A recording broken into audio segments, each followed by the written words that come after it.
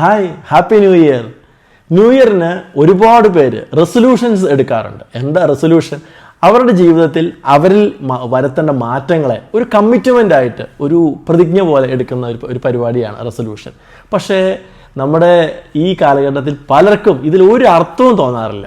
ഇന്ന് എൻ്റെ ഒരു സുഹൃത്തിൻ്റെ ഫേസ്ബുക്ക് എനിക്ക് കാണാനിടയായി. അപ്പോൾ പുള്ളി പറഞ്ഞിരിക്കുകയാണ്, ന്യൂ ഇയർ റെസൊല്യൂഷനിൽ എടുത്തിട്ടും വലിയ കാര്യമൊന്നുമില്ല, ഞാനത് ചെയ്യാൻ പോകുന്നില്ല, അതുകൊണ്ട് ഒരു റെസൊല്യൂഷനും ഇല്ലാത്ത ഹാപ്പി ന്യൂ ഇയർ എന്ന് പറഞ്ഞാണ് പുള്ളി പോസ്റ്റ് ചെയ്തിരിക്കുന്നത്. വേറൊരാളുടെ ഒരു പോസ്റ്റ് കണ്ടതാട്ടോ.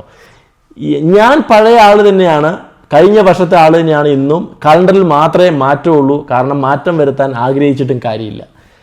ഇത് റെസൊല്യൂഷൻസ് എന്ന് പറയുന്ന ഒരു നല്ല പരിപാടിയാണ്, പക്ഷെ പലർക്കും അത് സാധിക്കാറില്ല, കുറച്ച് ബുദ്ധിമുട്ടാണ്. എന്താണ് ന്യൂ ഇയറിലെ റെസൊല്യൂഷൻസ് നമ്മൾ എടുത്താലും നമ്മളിൽ ആ ഒരു മാറ്റം, നമ്മൾ ആഗ്രഹിക്കുന്ന മാറ്റം നമുക്ക് വരുത്താൻ സാധിക്കാത്തതിന് കാരണം?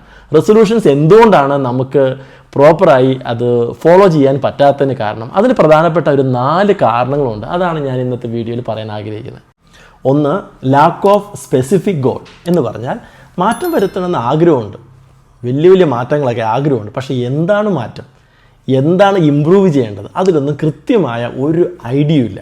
സ്പെസിഫിക് ആയിട്ട് ഒരു കൃത്യതയില്ലാത്ത ചില ഒരു ഭയങ്കര ജനറലായ ചില ഗോളൊക്കെ ചില ആൾക്കാർ സെറ്റ് ചെയ്യും. ഉദാഹരണമായിട്ട് പറഞ്ഞാൽ, ഈ ഒരു വർഷം എൻ്റെ ഹെൽത്ത് ഞാൻ ബെറ്ററാക്കും. ഹെൽത്ത് ബെറ്ററാക്കും എന്ന് പറഞ്ഞാൽ ഭയങ്കര ഒരു വലിയൊരു വൈഡായൊരു ഗോളാണ്. പക്ഷേ എങ്ങനെ ചെയ്യേണ്ടത്? എൻ്റെ ഹെൽത്ത് എങ്ങനെ ബെറ്ററാക്കണം? ചിലർക്ക് വർക്കൗട്ട് ചിലപ്പം കൂട്ടണമായിരിക്കും, എക്സസൈസ് കുറച്ച് കൂടുതൽ ചെയ്യണമായിരിക്കും, അല്ലെങ്കിൽ ഹെൽത്തിന് പറ്റുന്ന ഭക്ഷണ രീതികൾ നമ്മൾ ചിലപ്പോൾ ചെയ്യണമായിരിക്കും, അല്ലെങ്കിൽ ഓവർ ഈറ്റിങ് കുറയ്ക്കണമായിരിക്കും, അല്ലെങ്കിൽ നമ്മൾ ജങ്ക് ഫുഡ് ചിലപ്പോൾ ഒന്ന് കൺട്രോൾ ചെയ്യണമായിരിക്കും. ഇങ്ങനെ അല്ലെങ്കിൽ ഷുഗർ മാനേജ് ചെയ്യാനായിരിക്കാം. നമുക്ക് എന്തെങ്കിലുമൊക്കെ ഫിസിക്കൽ ഇഷ്യൂ ഉണ്ടെങ്കിൽ അതിന് കണക്കായിട്ട് നമ്മളൊന്ന് ഹെൽത്ത് ഒന്ന് കൂടുതൽ കെയർ ചെയ്യണമായിരിക്കും, ഒന്ന് സ്പെസിഫിക് ആയിട്ട്. ഇതിനെപ്പറ്റിയൊക്കെയുള്ള ഒരു കൃത്യമായ സ്പെസിഫിക് ആയ ഒരു ധാരണയാണ് നമുക്ക് നമ്മുടെ ലക്ഷ്യമായിട്ട് വേണ്ടത്. ഇപ്പോൾ ഉദാഹരണമായിട്ട്, എൻ്റെ ഫ്രണ്ട്ഷിപ്പ് എല്ലാം ഈ വർഷം നല്ല ബെറ്റർ ആക്കും എന്ന് പറഞ്ഞാൽ എങ്ങനെ? എൻ്റെ ഫ്രണ്ട്ഷിപ്പിലുള്ള ഏത് കാര്യത്തെയാണ് ബെറ്റർ ആക്കേണ്ടത്? ഫ്രണ്ട്സിൻ്റെ നമ്പറാണോ കൂട്ടേണ്ടത്, അതോ ഉള്ള ഫ്രണ്ട്സിനോടുള്ള നമ്മുടെ കമ്മ്യൂണിക്കേഷനാണോ കുറച്ചുകൂടെ ബെറ്റർ ആക്കേണ്ടത്? നമുക്ക് അവരോടുള്ള നമ്മുടെ പെരുമാറ്റത്തിലാണോ മാറ്റം വരുത്തേണ്ടത്? ഏത് കാര്യത്തിലാണ് മാറ്റം വരുത്തേണ്ടത്? അങ്ങനെയുള്ള ഒരു സ്പെസിഫിക് ആയ ധാരണ നമുക്കുണ്ടാക്കണം.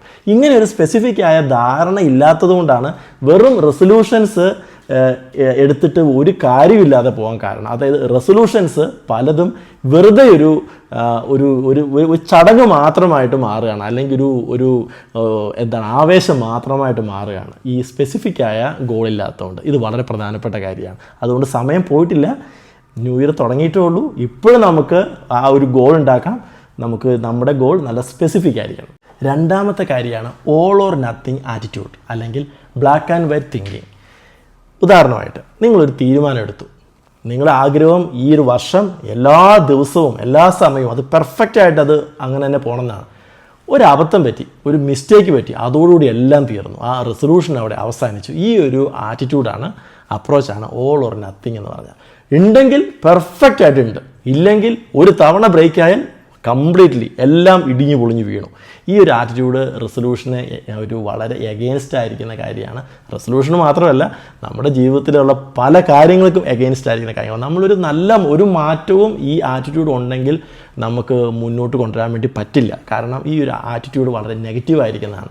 ഒരു പെർഫെക്ഷനിസം എന്ന് പറയുന്ന ഒരു കാര്യമാണ് ഇതിൻ്റെ പിന്നിലുള്ളത്. ഈ ലോകത്തിൽ ഒരു സംഭവം പെർഫെക്റ്റ് ഇല്ല, ആരും പെർഫെക്റ്റ് ഇല്ല. അതൊരു ഇമ്പോസിബിളായ ഒരു ഐഡിയ ആണ്. നമ്മളവിടെ യാഥാർത്ഥ്യബോധത്തോടെയാണ് കാണേണ്ടത്. ഒരു കുഞ്ഞ് നടന്ന് ശീലിക്കുന്ന പോലെയാണ് നമ്മളൊരു പുതിയൊരു കാര്യം നമ്മൾ ശീലിക്കുന്നത്, അല്ലെങ്കിൽ നമ്മൾ വരുന്ന മാറ്റങ്ങൾ നമ്മൾ ആരംഭിക്കുന്നത്. ഒരു കുട്ടി വീണ് കഴിഞ്ഞാൽ അവിടെ തന്നെ കിടക്കുമോ? ഏതായാലും വീണു, ഇനി അവിടെ തന്നെ കിടന്നേക്കാം, അങ്ങനെയല്ല ആ കുട്ടി വിചാരിക്കുന്നത്, അല്ല വീണ്ടും ട്രൈ ചെയ്യാണ് ചെയ്യുന്നത്. അപ്പോൾ ഈ ഒരു ആറ്റിറ്റ്യൂഡ് വളരെ ഇമ്പോർട്ടൻ്റ് ആണ്. ജീവിതത്തിൽ നമ്മൾ മാറ്റങ്ങൾ വരുത്തണമെങ്കിൽ ആ കണ്ടിന്യൂസ് ആയ നമ്മൾ പരിശ്രമിച്ചുകൊണ്ടിരിക്കണം. ആ പരിശ്രമത്തിൽ നമ്മൾ വീണ് പോയാലും വീണ്ടും പരിശ്രമിക്കണം. ഇതാണ് വേണ്ടത്. അവിടെ പെർഫെക്ഷൻസും അല്ല പരിഹാരം. ഇതാണ് നമ്മൾ ശ്രദ്ധിക്കേണ്ട രണ്ടാമത്തെ ഏറ്റവും പ്രധാനപ്പെട്ട കാര്യം.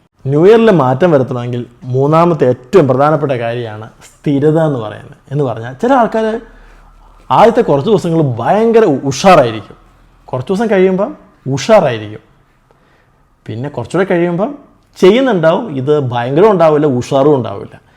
കുറച്ചുകൂടെ ദിവസം കഴിഞ്ഞ് കഴിയുമ്പോഴത്തേനും റെസൊല്യൂഷൻ വല്ല എടുത്തു, ആ കാര്യം തന്നെ മറന്നു പോയിട്ടുണ്ടാവും. ഓക്കെ, പിന്നെ ഒരു പെട്ടെന്നൊരു ഉഷാറിങ്ങി വരും, കുറച്ച് ദിവസം പിന്നെയും കുറച്ചങ്ങ് ചെയ്യും.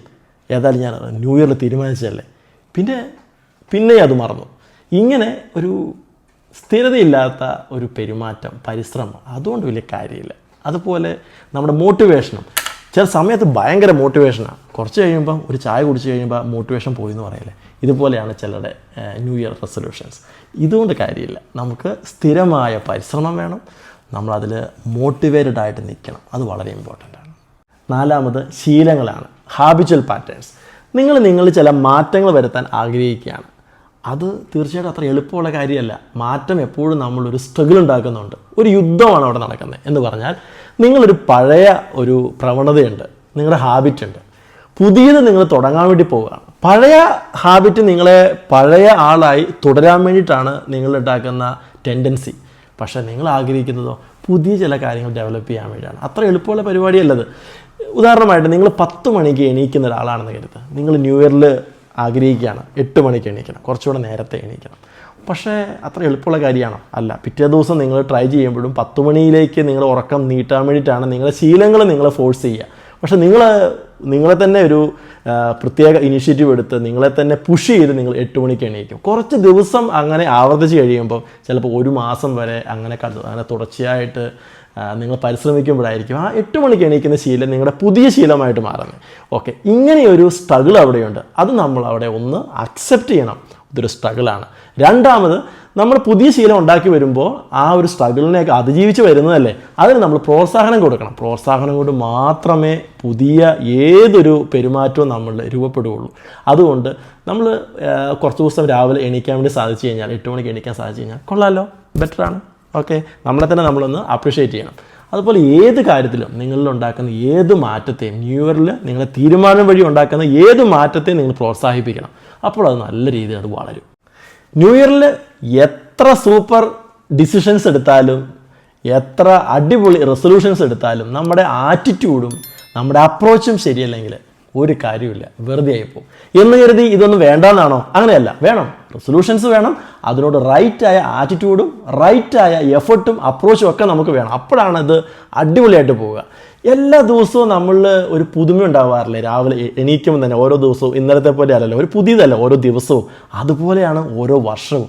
നമ്മളിൽ എപ്പോഴും പുതുമകളുണ്ടാവണം, മാറ്റങ്ങൾ ഉണ്ടാവണം. അതിന് നമ്മളെ സഹായിക്കുന്ന ഏറ്റവും ഒരു നല്ല കാര്യങ്ങളൊന്നാണ് ഈ റെസൊല്യൂഷൻസ്.